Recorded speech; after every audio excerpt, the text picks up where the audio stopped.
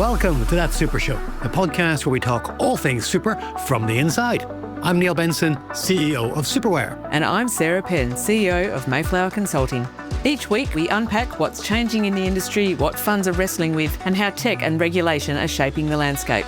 Sometimes we bring in expert guests, but mostly it's just us having a real conversation about how super is working and what could make it even better. Let's get into it. G'day, Sarah. Welcome back to That Super Show. It's great to have you back again. How are you doing? Hello, Neil. I'm very good. I can't believe it's been 2 weeks already. What happened? Well, lots happened, actually. The government, after how many episodes have we been noticing that there's been a lack of legislative agenda, they pulled their finger up. Well, clearly it's because they've listened to our podcast, Neil. I was just thinking that. Thank you very much, Dr. Chalmers and Mr. Marino. It's good to have you listening to us in the audience there. A very special welcome to you. What have they been up to, Sarah? Well, they have finally announced they're actually going to do something about making this $3 million tax live. And I have to say, Sanity has prevailed, which I know I said earlier I didn't think it would, but Sanity has actually prevailed, and it isn't going to be on unrealised capital gains, only realised. Thank the good Lord above. So there was a little bit of noise in the press for the last week or two that the Prime Minister's office had intervened and had a word, and there may be some changes. And a few people speculated that they might drop the unrealised gains element of it. And then also the lack of indexation on the $3 million amount as well. But the Treasurer did manage to sneak in a little surprise while everybody was looking on the other way and introduced another concessional tax rate on balances over $10 million. And I think everybody here in the cheap seats is, celebrating the fact that folks with a lot of money in superannuation might have to pay a little bit more. Yes, indeed they will. So if you've got more than $10 million in your super, lucky you, well done, let's be friends. That income derived from that over the $10 million will be taxed at 40%, which is 25% higher than the 15% that it otherwise would have been.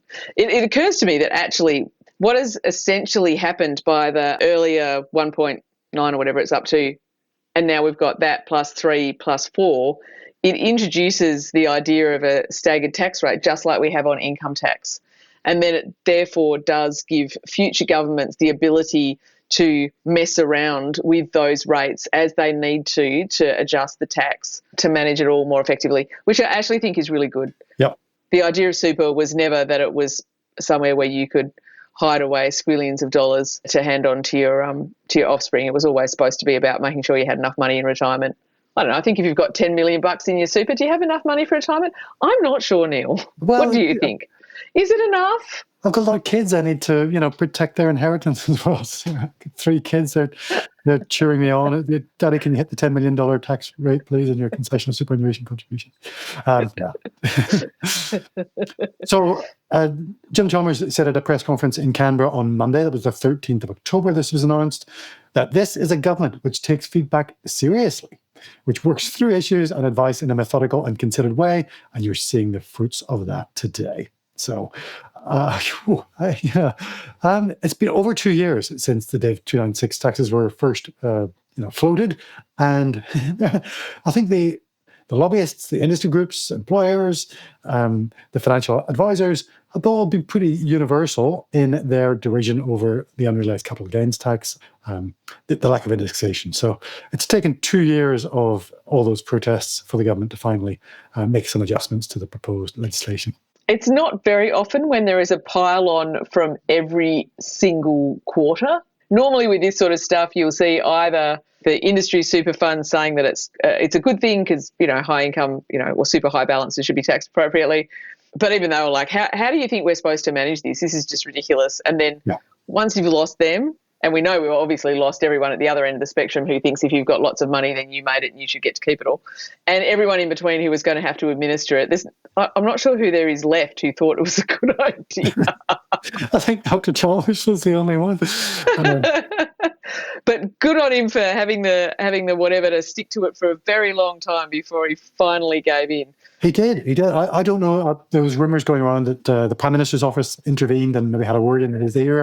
And although Mr. Albanese's been on holiday, with the press release was announced on Monday. So I think calmer heads have prevailed, and I agree with you. Yes. So I'm actually very happy to see that calmer heads have prevailed because they do have the numbers in the lower and upper house. They could have just forced through unworkable legislation. It's not to say it won't happen on some other topic. Yes. If you work in some other industry, it probably already has. I'm not sure. This is much more sensible. And then, of course, at the same time, they've made some changes to the LISTO as well, the low income super tax offset. God, lucky I suddenly remembered that. I had my notes right here. I was going to help you out. Well done. The what? The LISTO, which funnily enough is not included in their overview that they've sent out around the 3 mil and 10 mil. But obviously these things balance up, right? And I do think it's worthwhile. Although, as we were talking about before we started recording, there is this thing that if you are a very low income earner, is it really in anyone's best interests to force you to put money away when you don't have enough money to put food on the table? Yeah. Which I think is a very relevant issue for a lot of people, and 12% is a lot, right? That's right. The thing for me is that at a system level, if you have any kind of de minimis, then you are opening up for that to grow over time and for it eventually to become something, depending on which government's in and, you know, what they think about things. You could see that it could eventually become something where only people who earn over 100 grand or something have to put money into super. Then the whole system starts to fall apart. So I do think LISTO is one thing that helps, but more generally I would like to see our lower people who are at the very bottom end and not able to put food on the table are more broadly supported by the government through other means rather than super. Yeah. Even though it ends up being a bit of, you know, robbing Peter to pay Paul sort of thing. So for those wanting to keep up, anybody earning between $37,000 and $45,000, I think the LISTO amount will increase by $310 to take you to $810 a year. So it's a government contribution into your superannuation. And it's really there about, you know, the marginal tax rate up to $45,000 is about 16%, I think. So your effective tax rate on all your income is about 14%. Whereas your superannuation tax is 15%. So it's really just making up that little difference in the extra tax you pay on your superannuation contributions compared to your income. And so the adjustment kind of offsets that. Yeah. I know it's for low income earners. But if you have kids that have recently started work and don't earn much money, it's a great way to get a bit of extra money into their super early on. True. And to sort of introduce them to the complications of the taxation system in super. But in a positive way. So the government reckons there are 14 times as many people who are going to benefit from LISTO and that uplift compared to the number of people who are going to be affected by the new Div 296 who have got a balance of over $3 million. So that's a huge number of people. Yeah. Only half of 1% of Australians have balances of over $3 million in their superannuation account. Yeah, and it's 0.1% have more than 10 million. I mean, there's just not that many of those left now. And I think the thing too is to remember is that if you have that sort of money in super, more than $10 million, no one's making you keep it there. If you don't want to have it in there because for various reasons and whatever very fancy tax structures you have in place, that 40% on income is going to push higher than you want, you can take money out of super and do something else with it. There's nothing to stop you doing that. I feel like sometimes in these discussions, it sort of ends up being framed as though the government is forcing people to do something with their money. But the truth is, once you've retired, you can do whatever the hell you like with it. Yeah. You can take it out and buy a fleet of sports cars or helicopters or I don't know, what else do you buy? I like pretty coloured pens, but You forgot about my private jet, sir, but I like the idea of... Oh, there's the private jet. Thank you. Yes. Well, funnily enough, my... total left field, but where my office is, I'm quite close to the Channel 7 campus, and their helicopters on the top of their building. One of my daughter's first words was hubba dubba, as in helicopter, because you see them flying from where we are into the city to look at things. Sorry, that's got nothing to do with super, does it? What else is happening? Well, just to wrap up, the new changes are going to be delayed by a year as well. Yes, thank goodness. They kind of retrospectively push everything through and take effect on the 1st of July this year. Sensibly, they've deferred everything to 1st of July next year, so that's another saving grace as well. It is indeed. And in fact, the other thing that I did notice, which is in the more technical side of things, they are looking at how the ATO is actually going to figure out the numbers and who's going to pay the extra tax and how it's going to be passed through. It looks like they've done some more work around that as well in the preceding last 2 years, which will be helpful because that's one of the things, right? It's all very well to come up with these grand plans of over X amount people have to pay extra tax, but often people have multiple super funds Yeah. money in different places. And, how's that supposed to work, team? It's all very well to write something down. Reality is a whole other ballgame. So I've got a theory that this is all planned, that this is a masterstroke in misdirection. Now, hear me out. So the proposals were first floated in March 2023, just over 2 years ago. Everybody, all the lobbyists and the industry groups and the press, and I hang out in Reddit quite a bit, and there's all sorts of trolls and armchair critics in there. Every single person was howling with the lack of indexation. Lost their ever-loving minds. About the unrealised capital gains tax. Suddenly, 2 years later, without any real warning, the Treasurer backs down substantially from those two principles that he has stuck to for the last 2 years. Meanwhile, introduces a new 40% rate on balances over 10 million, and there is applause from every corner. Positive reaction from everybody, and the sigh of relief is unanimous, even from people who were never going to earn, have balances over $3 million. They're all so relieved that the tax they would never have to pay has been changed to make it fairer. Was it a genius move by the Treasurer all along? Oh, one of my favourite quotes is never attribute to malice that which can be explained by incompetence. Oh. And I would put that in both the positive and negative. Yeah, fair enough. Yeah, that's a good idea. I'll have to think about that some more. I don't think so. I think they were someone did you can make a spreadsheet look like anything. Someone in Treasury did a spreadsheet that went, oh, look, if we include unrealised capital gains, tappity, tappity, tap, tap, tap, tap, tap, look at all this extra money we get. And we can say it's still on only balances over 3 million. Oh, my goodness, look at this. And they all got very excited about it. Because I did note in the discussion there was a bit of, po-faced, mealy-mouthed, well, it's raising a lot less money than what we originally thought. Only $1.6 billion a year. Yeah. 2.5 or whatever they wanted in the first one. Yeah, that's right, which I thought was quite entertaining. There was just a little sideline of, okay, we'll do it your way, but it's not going to be as good for the community.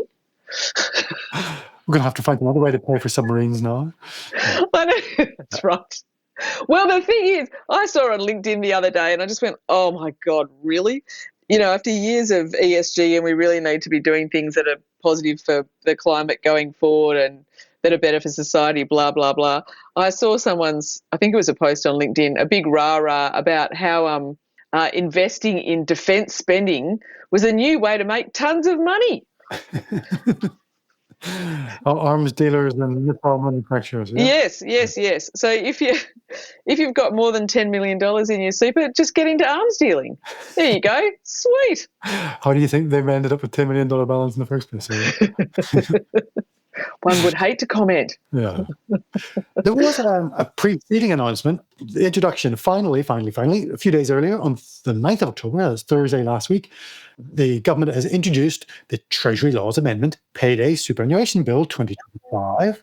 So Woohoo! That's going to mean that employers are going to be required to make their superannuation guarantee contributions within 7 days of payday, which I think is a really tight timeline, but good on them. The bill would also help the ATO enforce the law, help them identify bad employers who haven't met that deadline.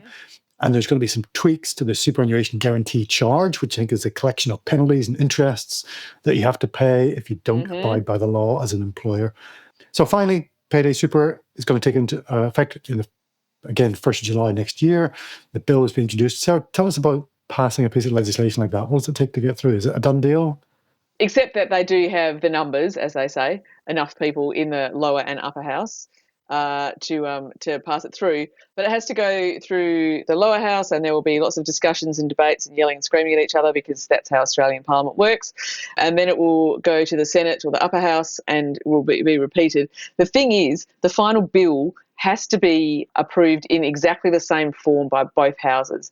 And sometimes that does mean that you can end up with a piece of legislation sort of shuttling back and forwards between the upper and lower house before it gets passed.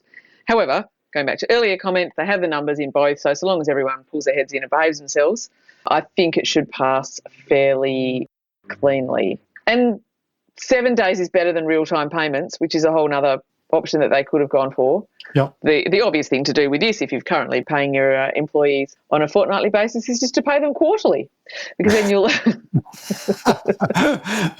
Wow. That's cunning. Wait until the Mayflower Consulting team finds out about this.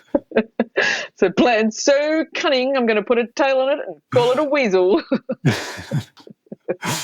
I do think it's a good thing. It should seriously cut down the amount of people who aren't getting paid their super. It'll make it much easier for the average punter to, one, check they're being paid, and then two, check that their super's gone in. Yeah. You know, there's not that big lag in timing, which is one of the things that makes it currently very hard to figure out whether or not you're getting paid your super or not. It's obviously easier to tell if your credit card bounces when you're at Coles on your day-to-day money.